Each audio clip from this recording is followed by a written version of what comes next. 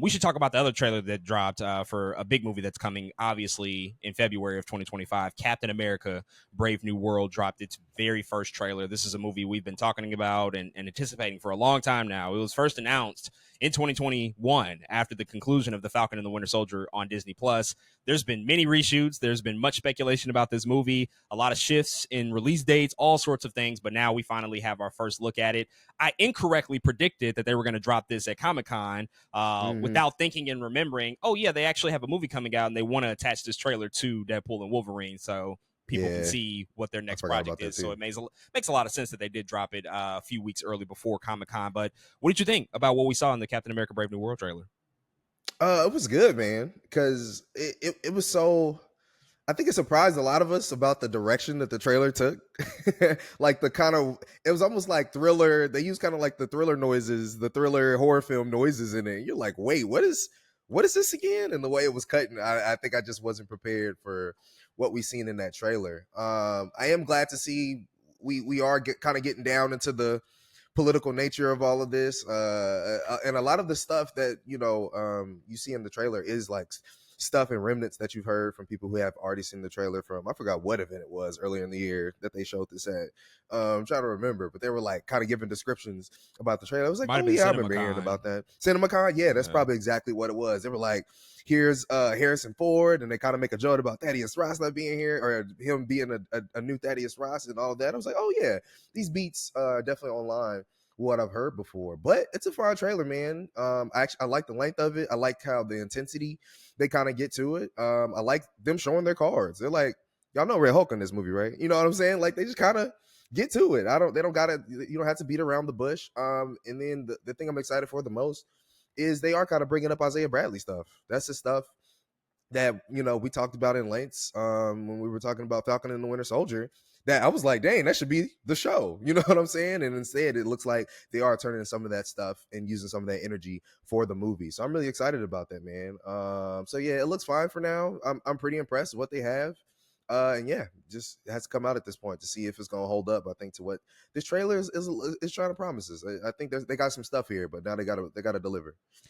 Surprisingly good trailer. I didn't anticipate liking the trailer as much as I did, but they did a really good job at cutting this together. And it's technically a teaser, so it's not overly long. It's really just kind of a first vibe, look, and feel of what the movie is trying to achieve. And I think executives at Marvel and filmmakers behind the movie have talked about wanting to kind of get back to the spirit of Captain America: The Winter Soldier. Obviously, I think a lot of people praise that as one of the best achievements from the MCU, and I like that as a bar to reach. But at the same time, I think that sometimes we have to remember and think about the fact that that is the bar for a reason, and we will not hit those heights in that particular way ever again. There's a reason that we always sort of compare a lot of these projects. We thought that Secret Invasion was going to be like the Winter Soldier. We're probably going to have the same conversation when the Thunderbolts trailer dropped. Like, oh, it has Winter Soldier vibes. Well, maybe we should create a new bar. Maybe there should be a new level to try to aspire to, because we're not going to get back there, and nor should we try to.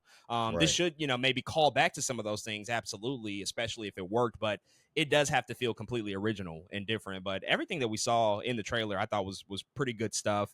But I always, at the same time, like, they can cut together the greatest trailer all day long, but until we see the movie, we won't really truly understand, how it shapes up compared to the rest of the MCU. But there's some interesting stuff there. Red Hulk, you already mentioned, that's incredible. Like, we're getting Red Hulk in a movie. It's just wild to me that's like even happening at this point. It's kind of crazy.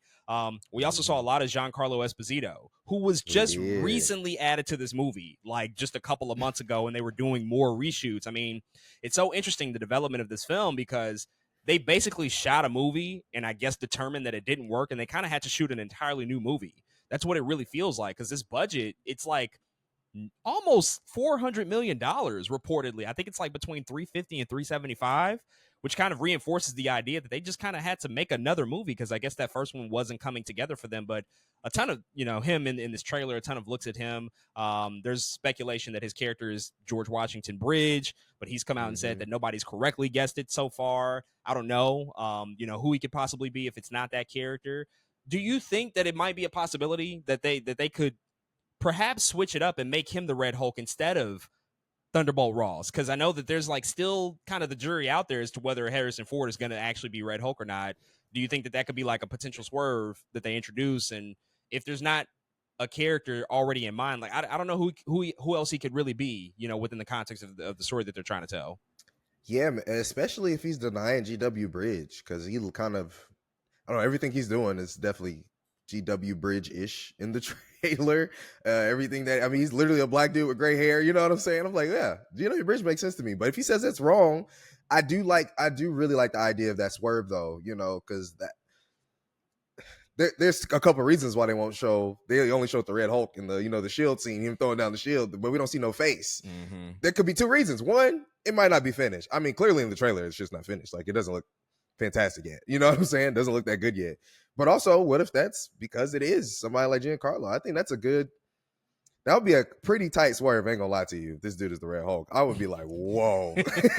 We were so off about everything that we predicted. So I would be okay with that. But I really like that as I like that as a theory, man. I'm gonna take that. I like it. It'll keep us guessing at least until the movie comes out. It seems like the film will have to try to do a lot. There's also scenes clearly towards the end of it where we see finally, after years of questions and wondering, we see Tiamat, you know, who you know, who that first appeared at the end of Eternals, and I think people have just been calling for like, well, how are we going to deal with this the Celestial that's like sticking out of the ocean? Nobody's like talked about it at all yet, ever. Like, we're never going to address this.